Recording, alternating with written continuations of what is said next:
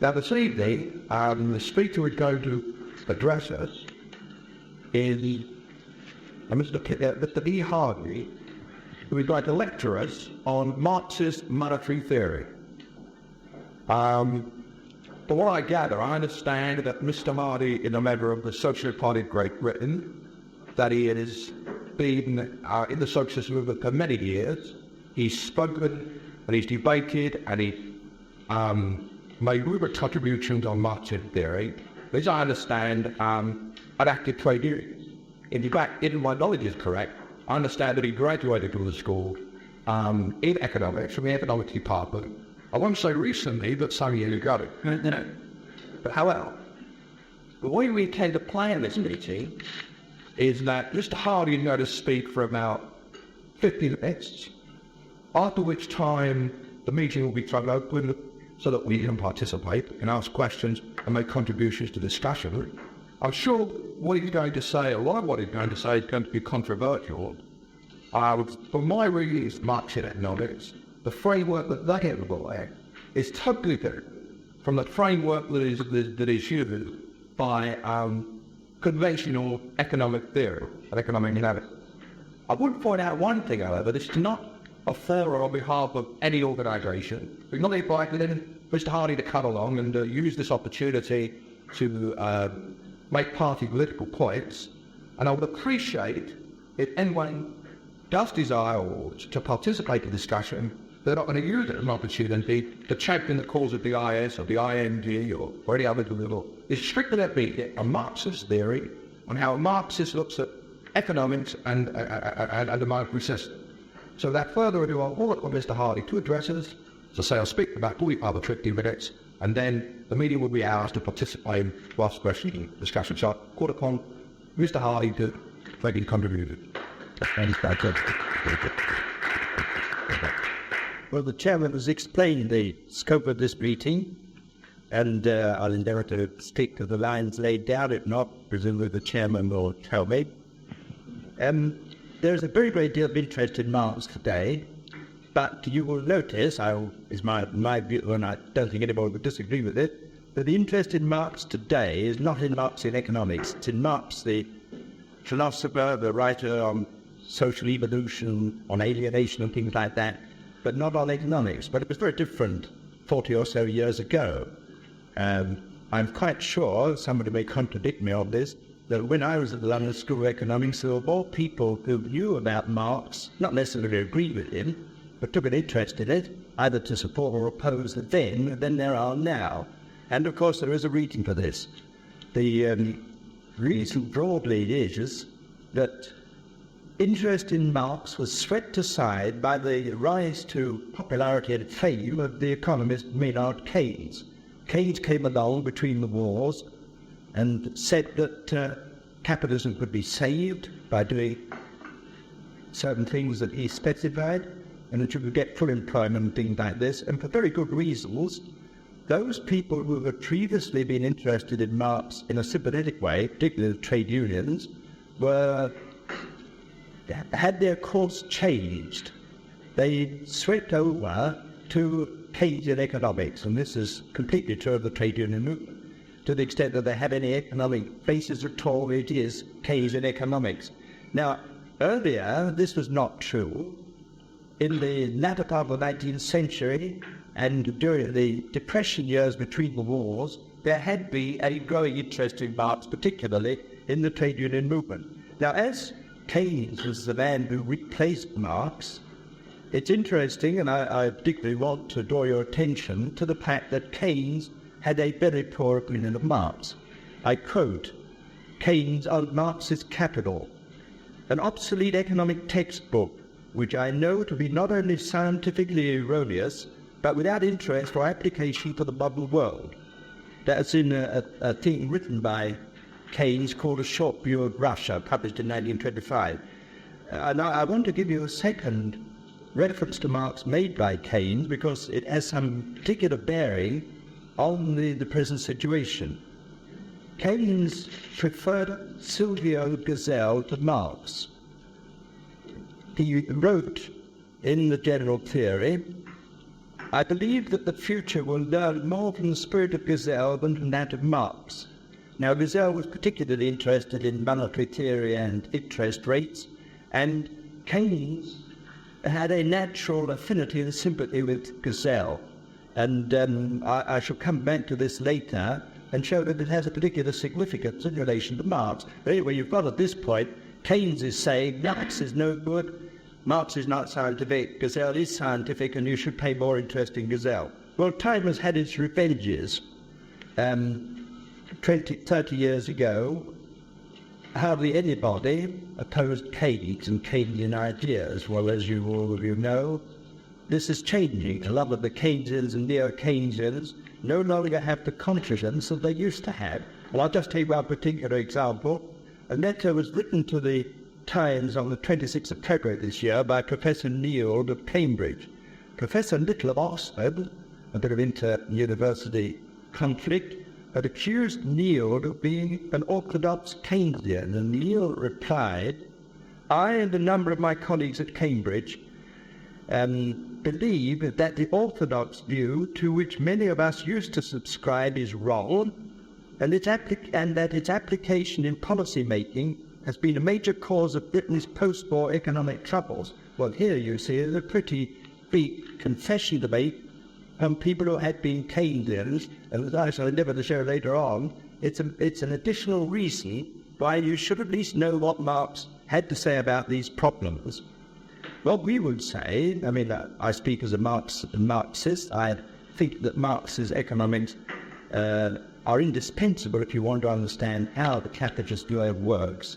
That the capitalism we now have, supposed to have been saved and remodeled by the Keynesians, looks very much like the capitalism that Marx wrote about in the 19th century, particularly, of course, in his major works, Capital. And not least, I would say that Marx's views on monetary theory have a particular application to the situation that you find at the present time. Now, if you have a lecture described as about monetary theory, well, I suppose to attempt the boundaries of monetary theory is rather difficult. For example, if you were to read the stuff written by Milton Friedman, a monetarist, or by Walters of the London School of Economics, you will find that in treating of monetary theory, they inevitably find themselves dealing with somewhat wider aspects. And equally inevitably, this is true of Marxian economics. But in particular, you have to notice about Marx's economic system that you cannot pick out of it part of it and say, this is the monetary department, we can treat this on its own. Marx, above all economists, his views on monetary problems derive completely and necessarily from Marx's economic system as a whole. But just one other word of introduction, so to speak, about Marx. You have to remember that Marx set out to study the economic laws of capitalism. He wasn't seeking to lay down universal laws. He carefully prescribed what he was dealing with. You'll find it right at the beginning of the first volume of Capital. Secondly, Marx was not offering to tell governments how to run the system and how to achieve certain results, such as full employment, something, of course, that Marx, of course, believed to be impossible. Now, as I say, you can only understand Marx's views on monetary problems by going to what is essential in the whole Marxist system, and that is Marx's labour theory of value. Obviously, within the time available, I couldn't hope to do more in the main than just tell you what it is. No doubt something else may happen in questions and discussion afterwards, but for the time being, what I'm mainly doing is telling you what Marx did say and what he didn't say, rather than go into the kind of detail that you would have to go into if you were trying to demonstrate that it's correct. I merely say that I think that the Marxian view is the correct one. Now, for Marx, behind the price, there is value. If, for example, a motorcycle costs more to buy than a pedal cycle, in the Marxian view, behind the price in the market, there is the value of these two articles. And Marx held that the value of an article produced by modern industry is related to the amount of labor needed to produce that article. And he was not saying that if you looked into a particular motorcycle or pedal cycle factory and found that it took them a certain number of hours to produce that article, that narrow situation would determine value. What Marx was saying was that at a given time and with a given general level of efficiency of industry, a number of hours of labor would be required as socially necessary to produce that article. So if you take a pedal cycle, you've got to look at the whole of the productive field of pedal cycles and say that in the given situation with the given techniques and efficiency and so on, the amount of time socially necessary to produce that bicycle is the thing that determines the value of the bicycle. The emphasis is on what is socially necessary, not what happens in a particular factory. And if, of course, conditions change, as they do change, suppose you imagine a bicycle produced 3 months ago is now in the market. Suppose that in that 3 months some change has taken place in the conditions of production so that it now requires either fewer hours of labor to produce a bicycle or more hours of labor to produce a bicycle. Its value at this point in time is not the original one, but what it would be required to reproduce it now. In other words, again, the emphasis is not on the production, but on the reproduction in the sometimes changed situation. Another word of explanation about Marx's view: value is not necessarily or even often identical with price. What Marx was saying is, behind price you have got value. Value is the determining factor, but there are a number of circumstances which lead to the situation that the price deviates from the value of the article.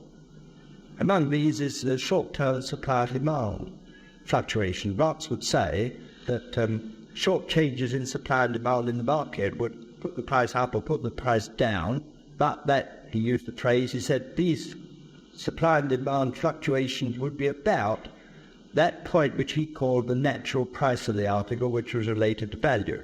Monopoly is another circumstance. Marx recognized the fact, as everybody does, that if you get a set of conditions created in which there is a monopoly of the supply of something, the person who has that monopoly or near monopoly can raise the price to a level which has no relation really with the value or with what would be the price if the monopoly didn't exist. And you've got the converse of this. You're quite familiar with what has happened in the last 40 years, more or less continuously. You've had subsidies. If a government goes into the market and buys certain commodities at the market price and then retails them at a subsidized price, you would now get a price in the retail market, which again is not related to value because it's below what the price would otherwise be if the government didn't provide these subsidies. Marx also pointed out that there are some commodities which sell more or less permanently above their value and some which sell permanently below their value.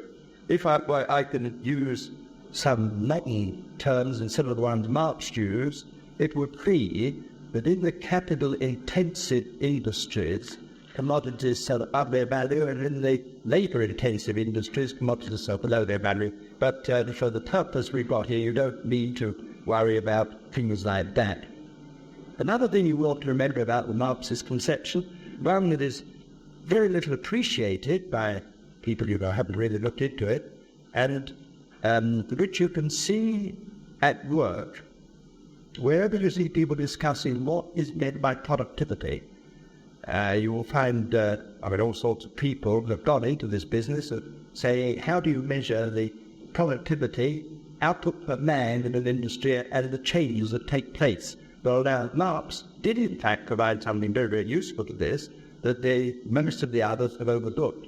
For Marx, the amount of labour required to produce a pedal cycle, for example, isn't just the amount of labour in the cycle factory, it's the labour required at all the stages, going back right to the very beginning, from the mining the ore, the metal and the rubber, everything else, all the way through the process. Or to take another example, the amount of labour socially necessary to produce 1 ton of coal isn't related just to the work of miners in the coal mine.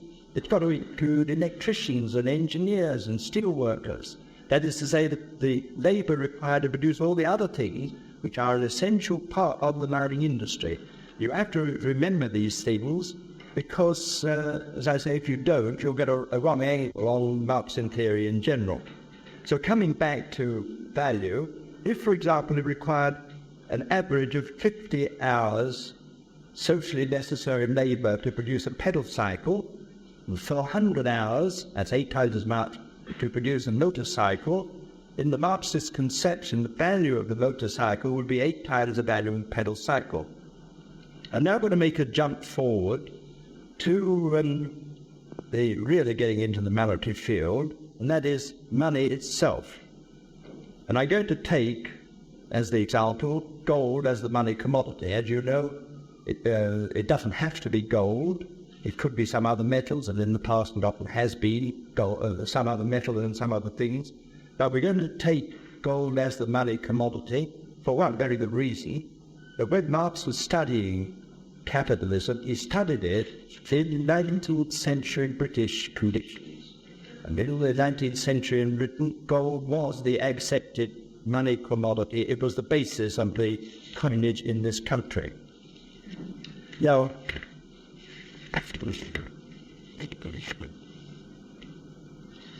one most important thing about Marx, and here you'll find Marx strictly differentiated from a number of other people who've written on this subject, for Marx, gold functions as the money commodity only because it is itself a commodity having value.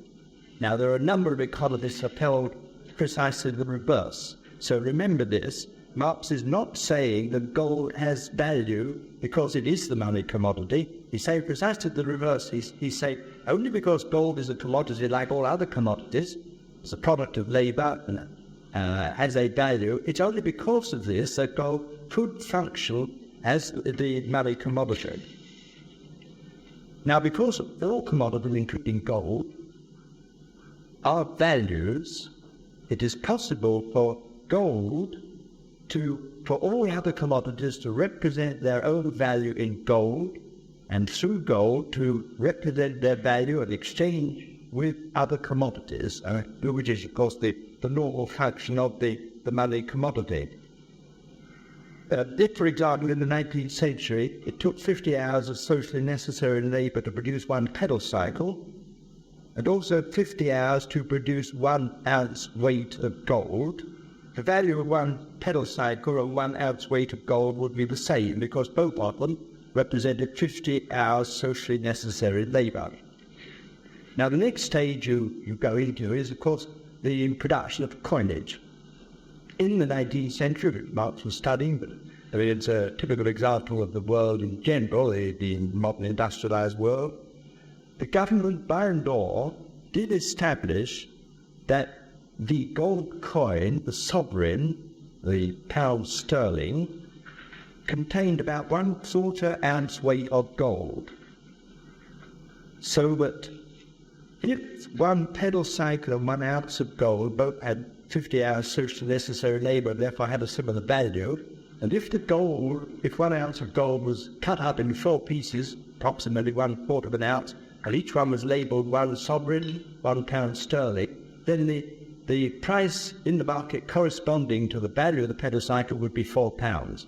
See, the £4 sterling is 1 ounce weight of gold, which contains 50 hours of labour. Pedal cycle contains 50. Here you have an exact equivalent. This is the main function, not the only function, of the monetary commodity.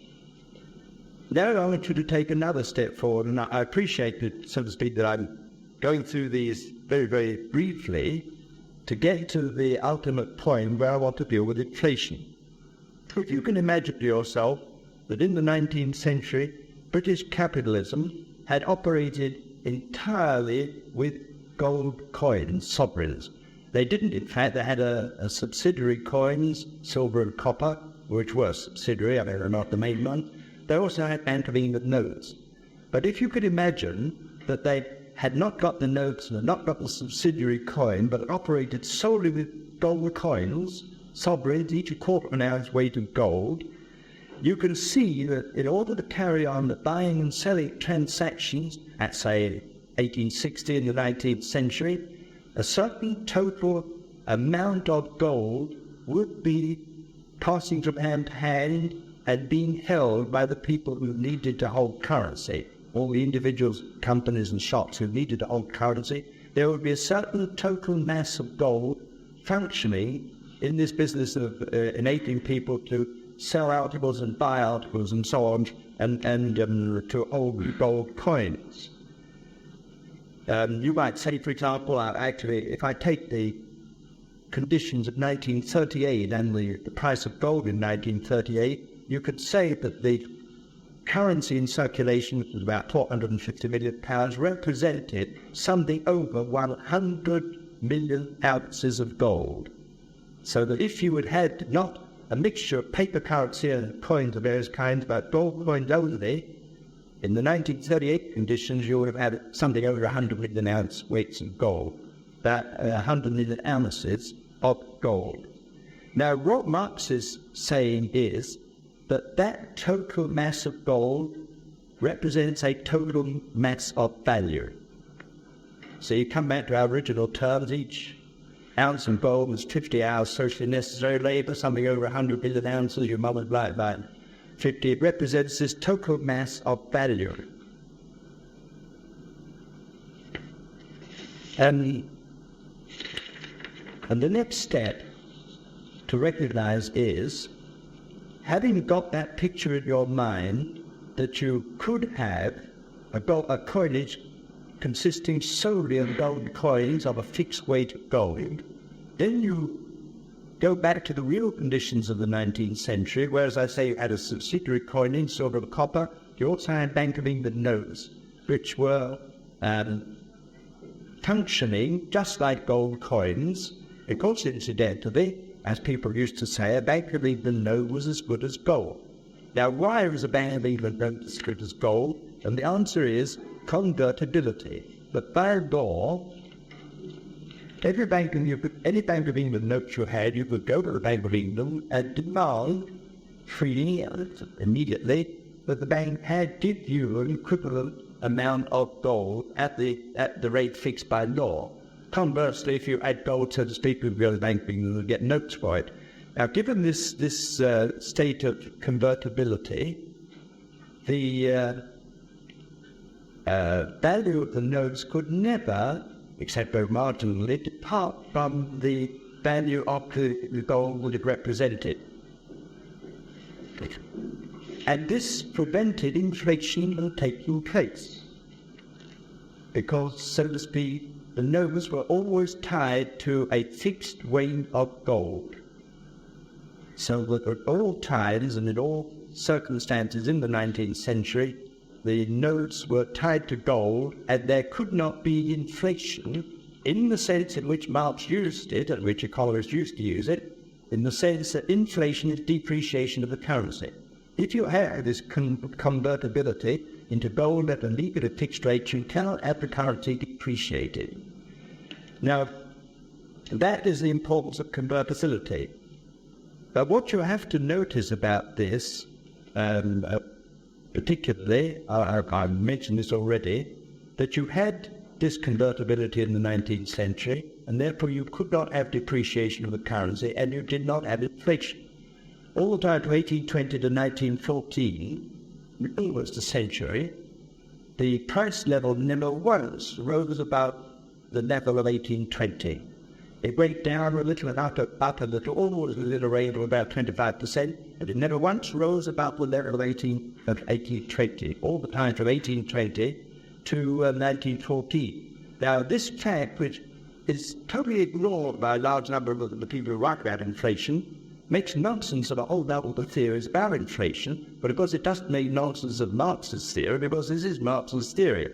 You see, if somebody comes along and offers to explain the present inflation, as a writer recently did, as being psychological, it is due to a deep-rooted dissatisfaction with life, then you go back to the 19th century and you say, well, apparently from 1820 to 1914, there was no deep-rooted dissatisfaction with life because there was no inflation.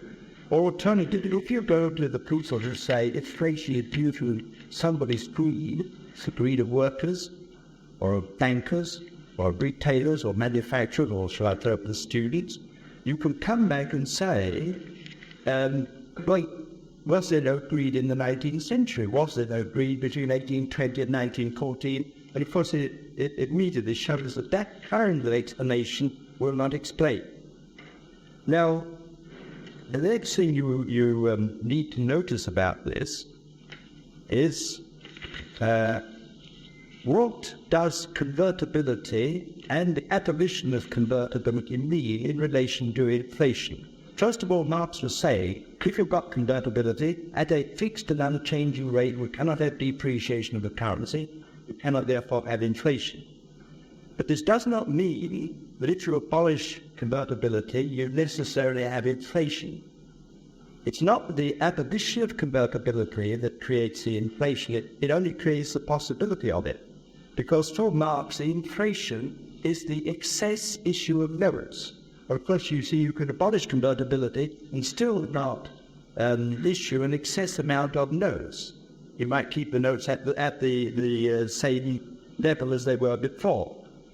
So let me now quote, read a quotation from Marx about his view of inflation. Remember what Marx was saying is, if you have convertibility, you can't have inflation. If you abolish convertibility, you may have inflation, but only because with the abolition of convertibility, you can now have an excess issue of notes. And I read from Marx, it's in Capital, Volume 1 of Capital, and it's page 108 in the Adel and Unwin edition. If the paper money is in excess, if there is more of it that represents the amount of gold coins of that denomination which could actually be current, it will, apart from the danger of falling into general disrepute, represent only that quantity of gold which, in accordance with the laws of the circulation of commodities, is really required and is alone capable of being represented by paper. If the quantity of paper money issued is, for instance, double what it ought to be, then in actual fact £1 has become the money name of about 1/8 of an ounce of gold instead of about 1/4 of an ounce. The effect is the same as if an alteration had taken place in the function of gold as a standard of prices. The values previously expressed by the price £1 will now be expressed by the price £2. And I don't know whether, so to speak, you can follow that, but it is really a fairly simple conception that if you needed 100 million ounces of gold to carry on as your circulation, if you only had gold coins, if you replace them with 100 million, the equivalent of 100 million, 400 million pound notes, you've got no inflation because the quantities are the same. If you now double the note, make it 800 million instead of 400 million, as Marx would say, all you're really doing is you're doubling the price level. And this is, of course, what has happened. In 1938, the currency in circulation was about 450 million pounds. It's now nearly 10 times as much. To get this into some sort of perspective, obviously many things have changed since 1938. One thing, the population increased. Production is more than double what it was in 1938, so that in any event, so to speak, you would need more currency. But working in the opposite direction has been the fact that more payments are made by cheque and fewer in currency, and the use of cheques and credit cards and so on have reduced the need for people to hold currency. And I can only state the broad ranges of this without it being possible to go into the particular details, but you will notice that the price level now is about 6.25 times what it was in 1938, which is, of course, what Marx would have expected out of this situation.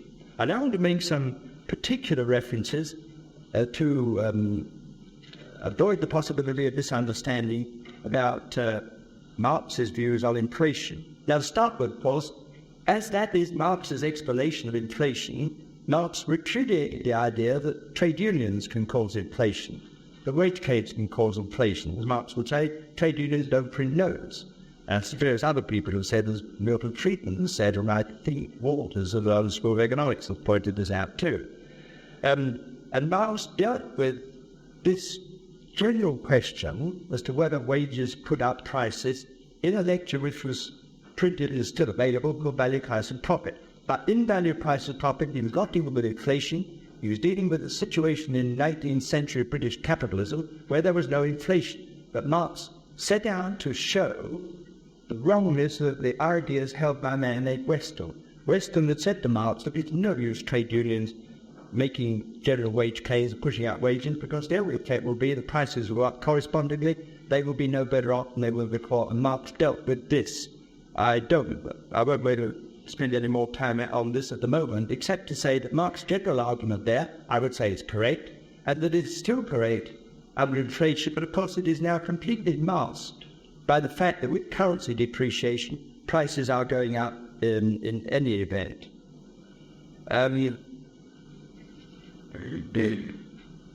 Now, if it is true, as Marx said, that if you have an excess issue of inconvertible paper currency, you'll put up prices, then if you limited the note issue, you'll bring them down again. Well, Marx pointed out that in the Napoleonic War, they suspended convertibility, had an excess issue of notes, and prices went up quite sharply. They appointed a Bullion Committee to look into it. As a consequence of their report, they restored convertibility and prices came down again, which is, by the way, the reason why I chose the date 1820, when prices had come, when convertibility had been restored and prices had come down from the level of the Napoleonic War. The same thing happened in the First World War. There was an enormous excess issue of notes during the First World War, convertibility having gone. Prices leapt up, and after the First World War, they had to bring them down again, and they brought them down again. The Cullinan Committee was appointed in 1919. It recommended that the Bank of England be instructed to limit the issue of notes. It was a somewhat complicated formula, but it meant in fact that the note issue began to come down, and prices came down with a run. They dropped about 30% in the year, and they dropped about 50% in the 10 years between 1921 and 1931. And incidentally, when you hear people saying that the rise of prices and wages now is unprecedented, it isn't really true. In part of 1920, a period of 17 months, the price index went up by 35%, which is equivalent to 25% a year. And it was this that made the government and the employers and bankers generally say, look, we've got to stop this, and they stopped it. One other thing I want to remind you all is that Marx's view is based on currency, that is, notes and coin, not on what is now somewhat vaguely called money supply. And or I think that England doesn't even call it money supply, they call it money stock. But they produce two indexes, N1 and N3, relating to money supply, but these are not mainly or even predominantly related to currency.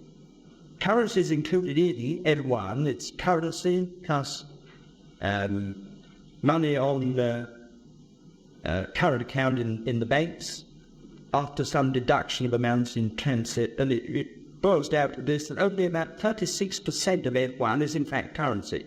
And if you take N3, which includes money in deposit account as well, only 13.5% of N3 is currency. So that if you look at N1 and N3, you're not dealing with a currency theory like Marx, you're dealing essentially with a bank deposit theory, which is a very different sort of thing, and which Marx would not have supported in any circumstance. It would have been quite alien to Marx's view of this situation.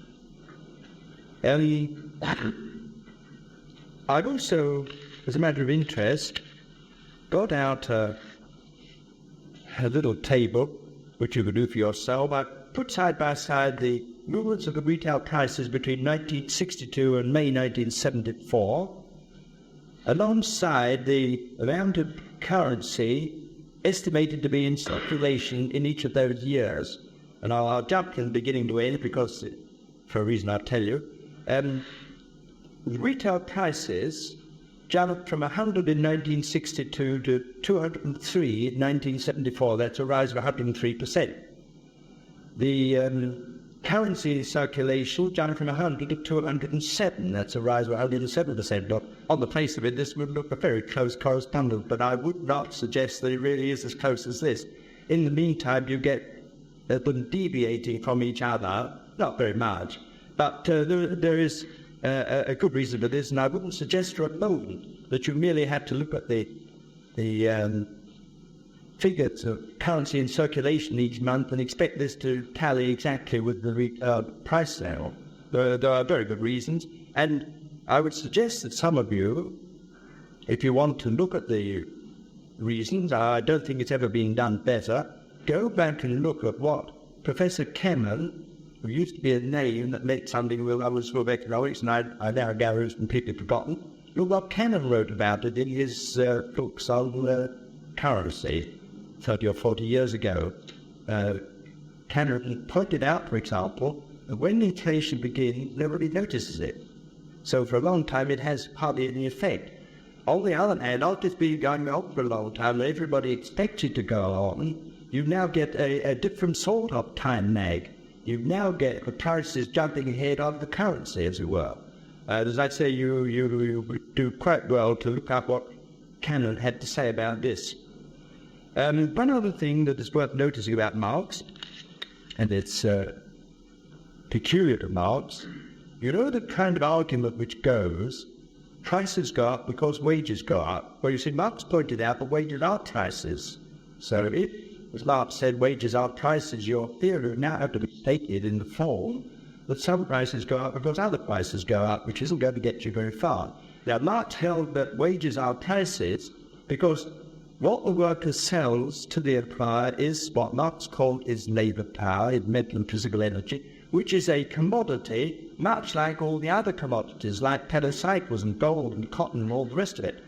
The worker is selling a commodity to the employer. It is what he gets for it is wages, and for a price, like the price of bread and coal and all the rest of it. That wages are prices, and therefore you should look at the thing in this sort of way. If, for example, prices go up because of depreciation of currency, well, you ought not to be surprised if one lot of prices go up and all the other prices go up. In other words, if prices generally move in much the same direction at much the same rate. Now, I want to go right away from this and point down another aspect that Marx dealt with in the monetary field, and that was Marx's view of interest rates. And I mentioned this in particular, I mentioned at the beginning that Keynes preferred Silvio Gesell to Marx. Now, Gesell, who had been influenced by Proudhon, who put these views forward earlier, and Marx dealt with Proudhon on the subject, Gesell had a theory that by certain things you could do, the government itself could control the rate of interest and could reduce it to vanishing point. Proudhon held the same sort of view. And when Keynes said, you know, that you can get more from Gesell than from Marx, he was thinking of this in particular. Now, Marx took precisely the opposite view. Marx said there are no laws of interest, so to speak. Where Marx was dealing with the prices of other commodities in the market, he would say that the price fluctuates round a natural price which is related to value. But with regard to interest, Marx says there are no laws, that supply and demand is the only factor that determines interest rates, but the rate of interest at any time is simply the rate which results from the offers some people are making to lend money and in the demand other people are making to borrow money. That it is a result of supply and demand and nothing else. When he looked at what actually happened, he said that, generally speaking, there is a low rate of interest corresponds to periods of prosperity, a rise of interest to the transition from prosperity into its reverse, and a maximum of interest in the period of crises. But he also noted that sometimes low interest is found in periods of stagnation and moderately rising interest at a time of increasing activity. If anybody wants to read about this, it's in Capital Volume 3, Chapter 22.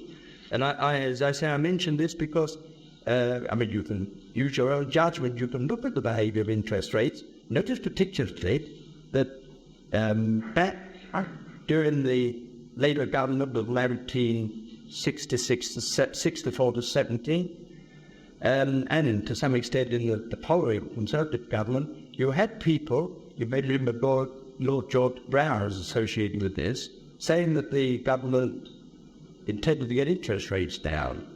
And he was even rash enough to think of a figure of 3%. Well, anybody looking at it from the Marxist point of view would say this is nonsense. Governments can't control interest rates. And duly, of course, that government and the government before it and the government afterwards completely failed to control interest rates. And I would say that the evidence of what actually goes on suggests that Marx was right. One other aspect, and I'm coming to the close now, Marx held a view on crises. And strictly speaking, you would say, well, this is outside the monetary field, but I have to mention it because it has two particular points in it that are strictly monetary ones and very much in the public eye. Marx held, well, I'll give you another quotation, the life of modern industry becomes a series of periods of moderate activity, prosperity, overproduction, crisis, and stagnation. And he went on also to say that you had a pattern of decennial cycles with fluctuations in the middle of the cycle, things like this. Well, there's nothing particularly sacred about 10-year cycles of this, although there was a lot of material available during the middle of the 19th century, I think Jevons collected it, to show that it had averaged out for a very long time, about 10 years. But as I say, don't pay too much attention to this particular aspect of it. But where the 2 points I want to deal with are concerned with the first one is this. You know the people who hold that you don't need to have this cycle. The Keynesians argued that you could iron it out and get practically no upsets, or the very, very minor ones. And a lot of people have argued that you could do this by a credit policy. That given a relaxed credit policy, willingness to lend and so on, you can both avoid these things, and if they happen, you can cure them. Now, Marx completely opposed this view. Marx wrote, the superficiality of political economy shows itself in the fact that he looks upon the expansion and contraction of credit, which is a mere symptom of the periodic changes of the industrial cycle, as their cause. In other words, Marx completely rejected this idea that, so to speak, a government or the banks can intervene in the trade cycle and effectively control it. And I would cast your memory back now as evidence of the validity of Marx's view. When Barber was Chancellor of the Exchequer and Heath was Prime Minister, a period went on, it lasted for about 18 months, when they were constantly, both of them, appealing to captains of industry to invest more and expand production and so on, and saying to them all the time, look, we'll back you up, there's plenty of money available, we'll give you tax concessions, and the banks have got plenty of money, banks are only too willing to lend it to you. And Barber complained that they weren't taking any notice. On one occasion he used the phrase that nobody appears to be listening. They simply didn't do it. Now Marx would be at all surprised about this. And now a similar one, Healy, it was reported in the Times on the 5th of this month. Healy says that his 7 months as Chancellor had taught him something. And I quote, "There is no chance of investment if business expects a general and prolonged recession, however generous the tax concessions." In other words, here's Healy say, government has done a lot to encourage you to invest and you won't do it. Now, why this should surprise Healy, I don't know. It wouldn't have surprised Marx, but I doubt if it would have surprised any industrialist either in the 19th century or now. if he thinks that there's going to be a prolonged depression ahead, he is not going to expand his production. Now, as I say, this is Marx's view, but there are a lot of people now who don't know it, and because you can have them being surprised to be retaught the things that Marx and most of the capitalists knew 100 years ago. Now, the second point is this. There is a sort of outlined version of Marx, which is that because Marx emphasized the class nature of society, and the fact that you had the working class dependent on wages and the capitalists dependent on profits, that that you had this class division between property owners, profit receivers, and wage earners and salary earners and so on. And there was a barbarized version which trade unions took up. I've even seen trade unions actually circularizing their members on this line, a belief that because of this, a crisis could be avoided if only wages were higher. And if you get into a crisis, the crisis could be cured by putting out wages. But I only want to draw your attention to the fact this is not Marx's view, it's not true, and it's not Marx's view. Marx had the same thing put to him in his lifetime, and he laughed at the idea and said, of course, this isn't true. And he pointed out that, in fact, if it were true, you would never have a crisis, because as a fact, in the period leading up to a boom, the wages of the workers always do increase faster than the production of consumer goods, because of the nature of capitalism and the nature of crises. I merely want to draw your attention to this to, as it were, correct the record for Marx. Marx didn't hold this simple and quite incorrect view. In conclusion, I emphasize that Marx had a monetary theory, or monetary theories, and very specific ones. And I would say that, in spite of what Keynes said about their non-applicability, they have a very lot of relevance to the present state of the economy in this and other countries, where, as you know, Germany, France, Italy, America, all of them now dealing with this threatened return of a really serious crisis, which, again, if I may cast your memory back, then the Keynesers came along and pushed Marx off the field. They were arguing that there would never be any more crises like that, and that was their major case for holding that Marx was wrong. I would again remind you that, as I said at the beginning, Marx was not saying that if you read what I have read about capitalism in my book called Capital, that you will be able to control and manage the capitalist system. It wasn't Marx who said this. This was the people who pushed Marx aside. This was the Keynesians who thought of this. What Marx was saying was that if you read Capital, you will understand how capitalism operates. But he would then say the choice is still yours. If you look at how capitalism operates, and I would say Marx in economics does really show you how capitalism operates, you can then decide yourself. You would say, well, let's finish with it, which of course was Marx's view. Let's get rid of it, have something else. Or you could say, whatever its hardships and class conflict in it, we're going to keep it, as some people who looked at it and did say. But what you can't take a third choice and say that by understanding capitalism, through reading what Marx wrote about it, that you could now ameliorate it and humanize it and make it into something quite different. If you think this, I mean, nothing to prevent you thinking it, but you cannot say that this is what Marx was telling you. Marx was telling you that capitalism cannot be controlled, it's incurable, that its crises are in the nature of capitalism, not something gone wrong, that capitalism works in this sort of way, and incidentally, that capitalism leads unemployment.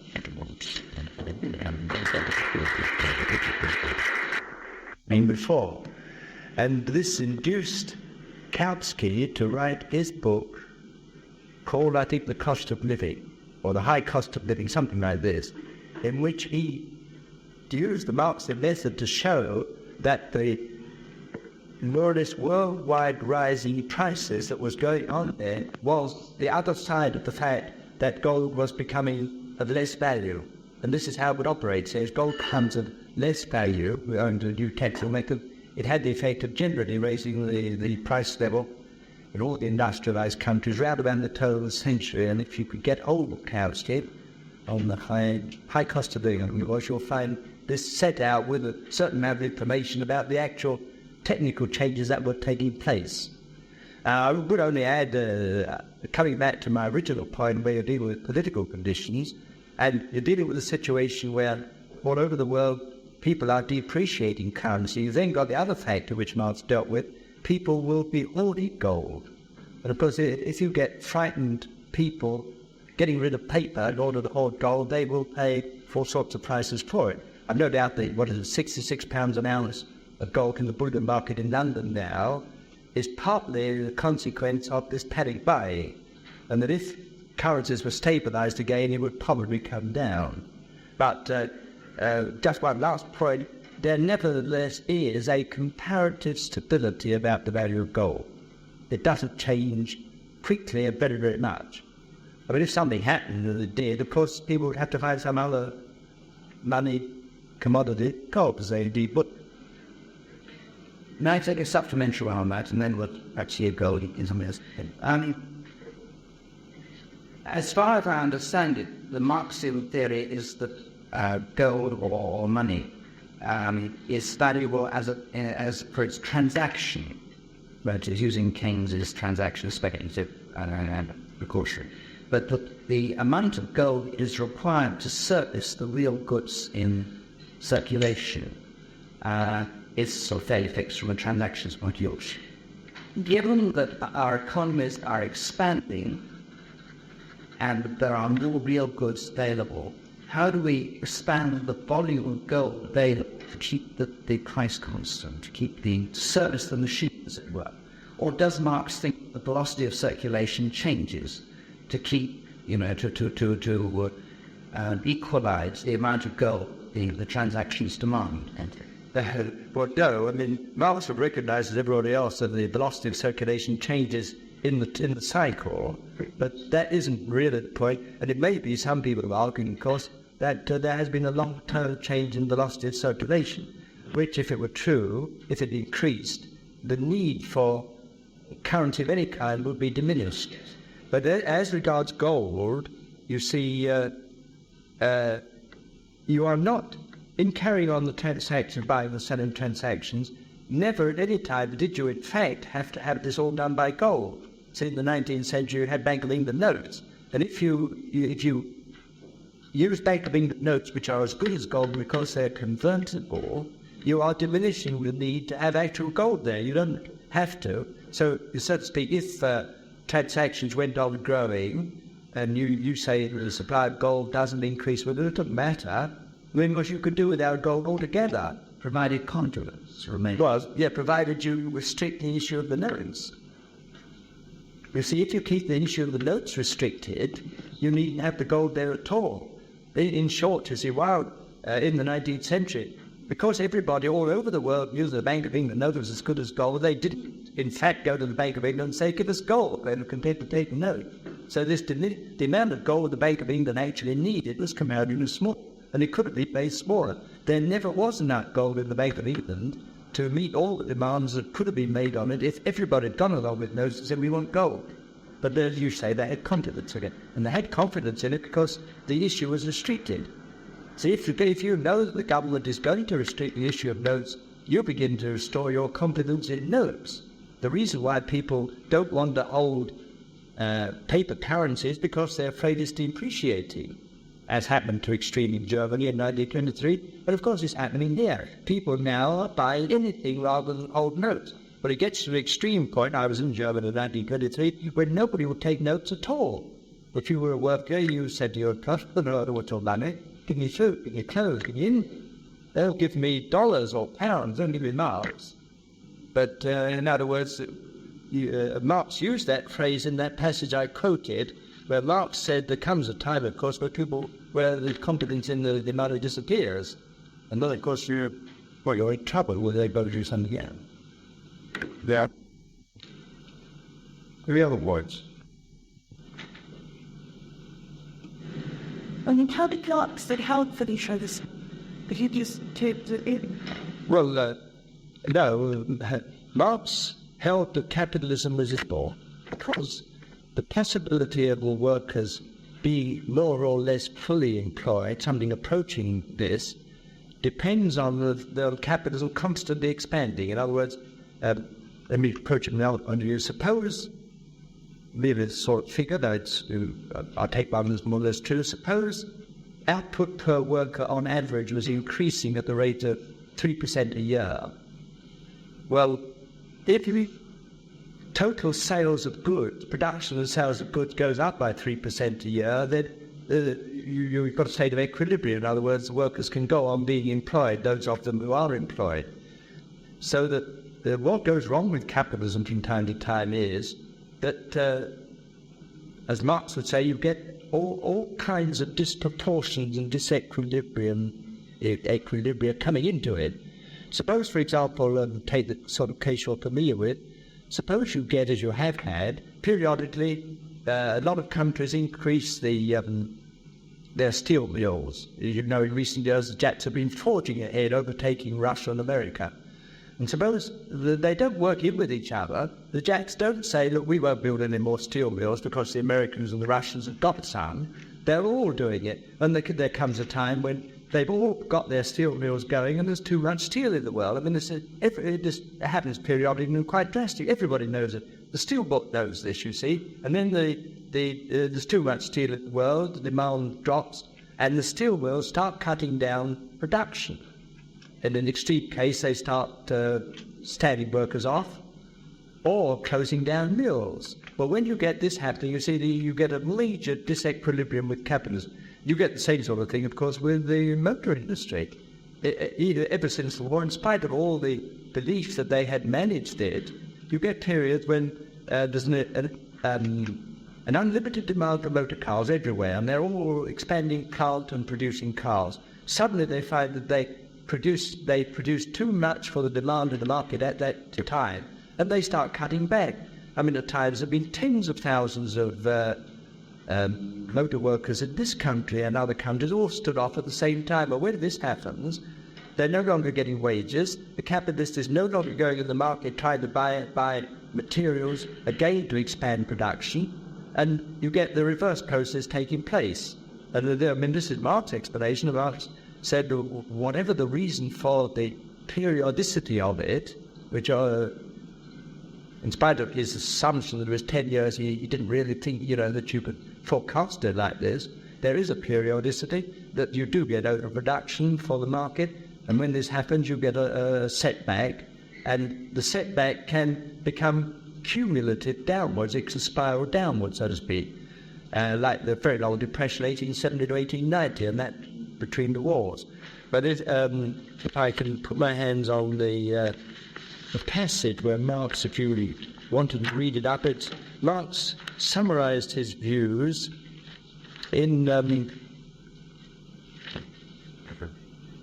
Capital Volume 3 in the Co edition. It's page 568. He says, if you set aside price changes and speculations and assuming for simplification that society is composed of industrial capitalists only, which is of course a broad assumption, what Marx is really saying, there are all sorts of things can upset it.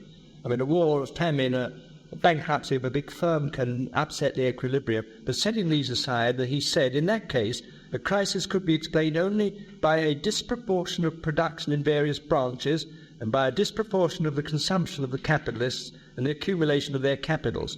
But as matters stand, the reproduction of their capitals invested in production depends largely upon the consuming power of the non-producing classes, while the consuming power of the labourers is handicapped partly by the laws of wages, partly by the fact that it can be exerted only so long as the labourers can be employed at a profit for the capitalist class. The last cause of all real crises always remains the poverty and restricted consumption of the masses as compared to the tendency of capitalist production to develop the productive forces in such a way that only the absolute consumption of the entire society would be their limit. Well, you see, once capitalism starts going into disequilibrium, you no longer have all the members of society, workers and capitalists and everybody else, consuming the limit. They're not. I mean, the workers can't buy, and as soon as capitalists start cutting back, their profits are cut and they can't buy.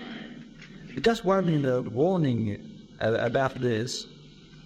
Marx, you've got to distinguish between what, so to speak, is the activating cause of a crisis and the final condition for a crisis. See, Marx says behind everything is the fact that you've got a class society where workers can only get wages, where the capitalists are dependent on profit, and the thing only you only get, so to speak, relative prosperity provided it's going on expanding. And there may seem to be a contradiction between those two statements, but as I say, you have to recognize the difference in the condition and the activating cause. It's like saying, it's not a precise analogy, but it may serve.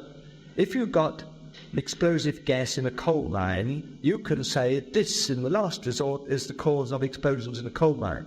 But of course, this can go on for years, and you have no explosion. But if you get a spark of some electrical coal cutting machine and it blows up, you can then say the activating cause of the explosion is the spark.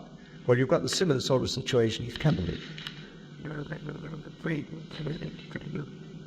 Yeah, sure, you wanted to raise one of the gold standard in 1931 was the instruments is any point. So, yeah, but that's just examples. Well, yes, look, remember what I pointed out, that all through the 19th century, the capitalists managed without depreciating the currency. They had crises, they had depressions, they had always some unemployment. Sometimes it was very high, and it was a political problem to them, very much a political problem to them. And you've got the same now, but you see what has happened. The British capitalist class in 1931, having had a government elected with priority for saving the pound, they decided to let the pound go and to get off the gold standard, which meant in its effect depreciating the currency. They did this for political reasons. I mean, they at that time, well, they had a couple of million unemployed, and they had been persuaded by some of their advisors that their troubles were really due to having gone back to the gold standard. But of course, this is this has to be proved. I'd say it's incapable of proof, but it isn't true. That whether you're on the gold standard, as in the 19th century, or whether you go off it, you're going to get the same sort of consequences. This will be Marx's view. And let me remind you, all the people who said, and I know, between the wars on the platform and after the war, we were being told by all sorts of people, look, Marx is out of date, there's never going to be any crisis anymore. Well, I hardly need to emphasize the fact that you've got it all over the world, in spite of the fact that they have not got back to the gold standard and they have not restricted the note issue. But then it's not to say we did that the solve all problems. Oh no, my argument is it would solve anything. No, don't get me wrong. Marx wasn't saying, if you do what I say, you'll have a lovely capitalism. Marx was saying capitalism will be just what it is, whatever you do. But he was saying to them, in fact, if you depreciate the currency, you'll have rising prices. He didn't say if you get rid of it. On the contrary, in 1920, when they restricted the note issue, they did solve the problem of inflation, and you had 2.5 million unemployed. And in 1926, you had the general strike. Oh, they weren't solved anything. Don't get Marx wrong. See, you've got to remember, all these other economists are in the field of saying to the government, look, you do what we say, and everything will be all right. Marx is right out of this business. Marx was in the field of saying, you do whatever you like. Capitalism will still be a system which cannot be justified for the working class or cannot be justified now for society. It's time to get rid of it. Like the technical words, prices used in